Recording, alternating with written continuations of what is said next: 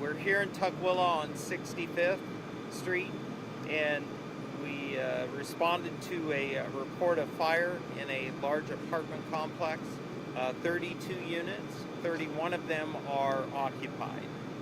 Our crews arrived, found heavy fire at the back, or what we call the Charlie side of the building.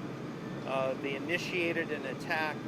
The fire was, as explained by the first-in officer, 50 feet above the building when they arrived.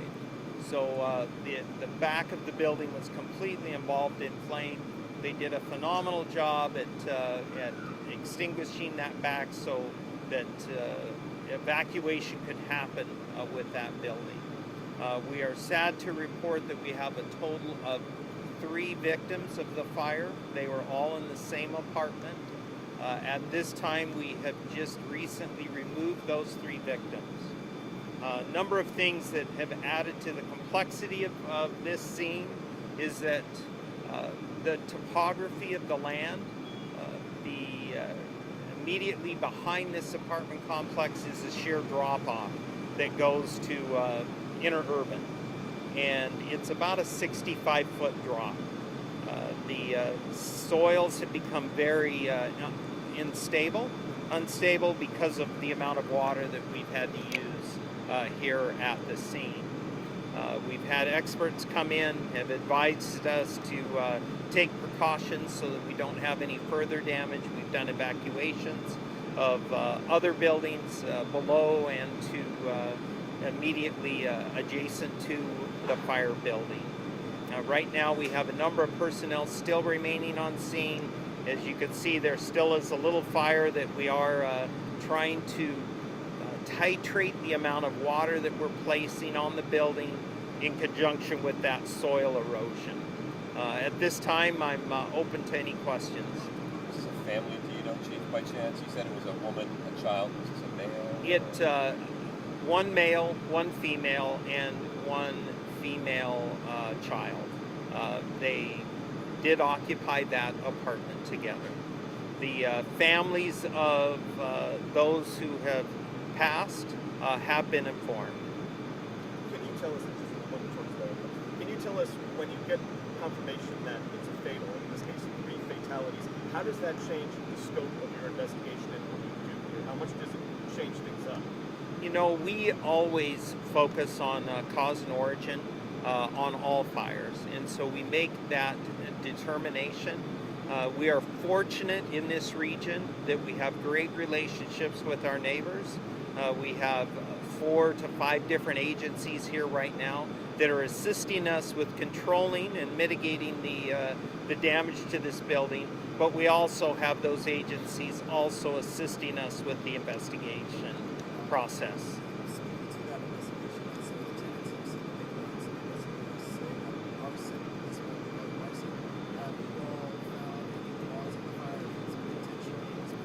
There is no determinations that have been made yet, none whatsoever.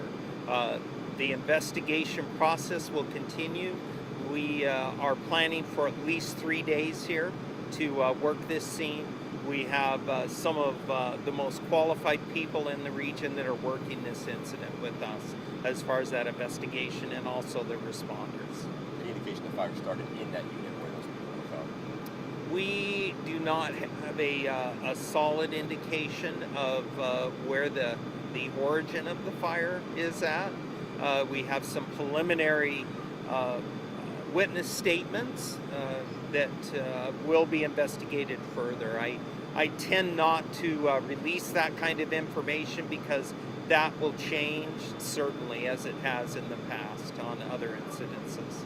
Is it a possibility that, given the instability of the soils below, that the building could actually collapse down the hillside?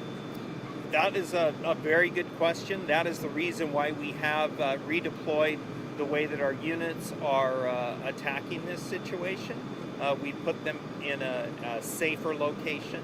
We have removed all personnel from the back of this structure because of that possible failure of the soil, which would affect that building.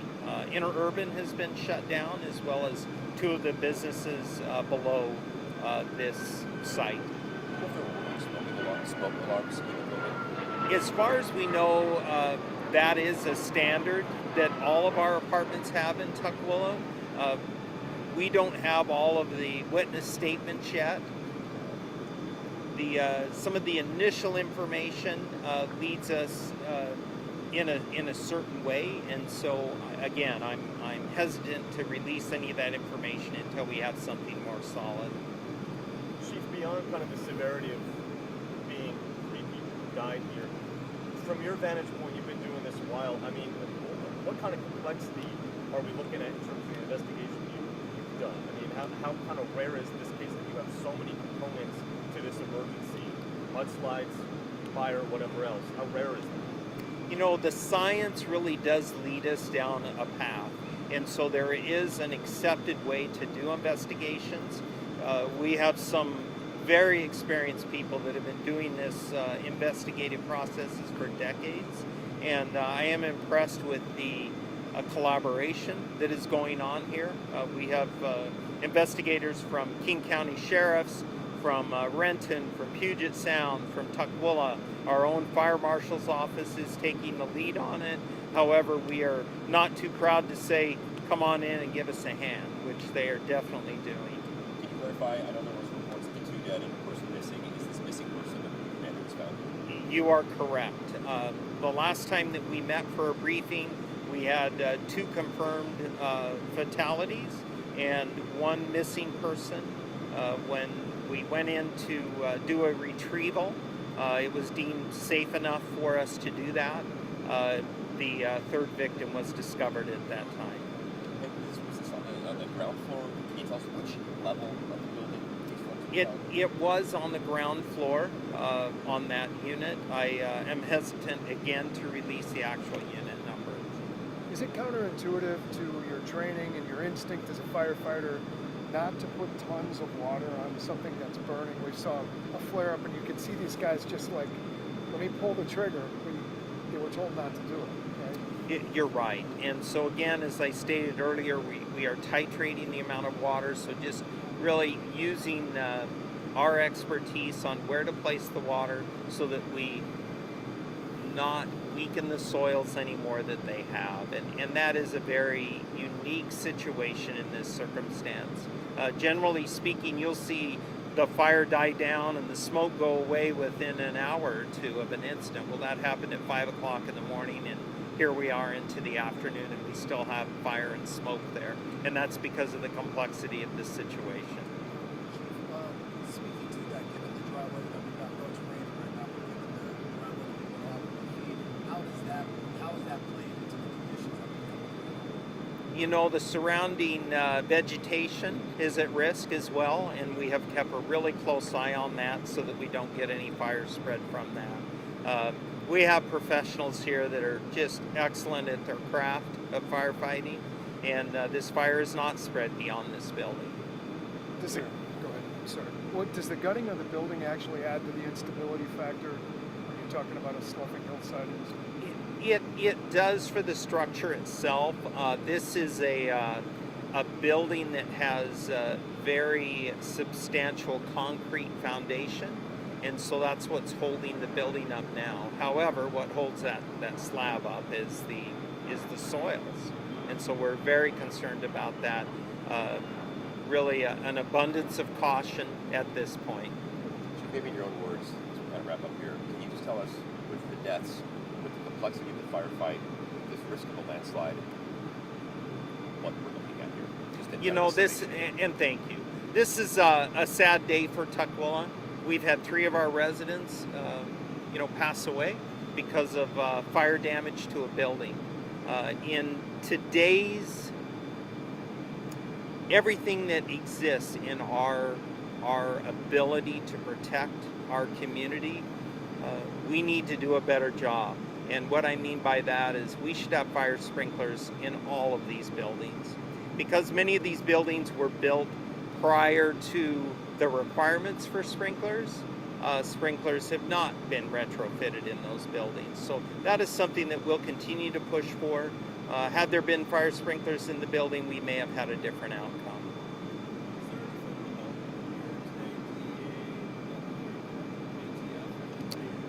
I'm not aware of any federal response that has come. However, we do rely heavily on our neighbors for assistance, as they rely on us to come into the communities and assist. Do you have a head count as to how many personnel were here? You know, I don't have that exact number, but I would say it would be in the neighborhood between fire and police and the building inspectors. We are probably around 60. And speaking to that, what you're saying about the inspectors not being in this building, do you have any idea of how many other buildings might be without sprinklers in this building? We absolutely do. We keep our finger on the pulse of the community and watch that very closely. We have very robust fire alarm systems throughout the city of Tukwila and through these occupancies. These heavy occupancies, such as these apartment complexes, we do have concerns about them. We had a very rapid response to this fire. Within 5 minutes, we had units arriving, and that's a very rapid response for any community. We pride ourselves in that. I am very proud of our firefighters and what they accomplished here today, and especially for being able to evacuate all of the folks that were in this building. Well, I guess what we think about the buildings here, the current buildings in Tukwila don't have these fires, these sprinkler systems. There are a number in Tukwila. I don't have that exact number on the top of my head. However, it's something that we watch closely. Again, I want to emphasize that we really do push the fire alarm systems in those buildings. Those were requirements when they were built, and we ensure that they are up and running and they're working effectively. All right, thank you very much. Updates for today, do you know? We will probably do another update around 5 or 6 o'clock. Okay. We'll tweet that out. Okay, thank you. Thank you. All right, thank you. Thanks, Chief.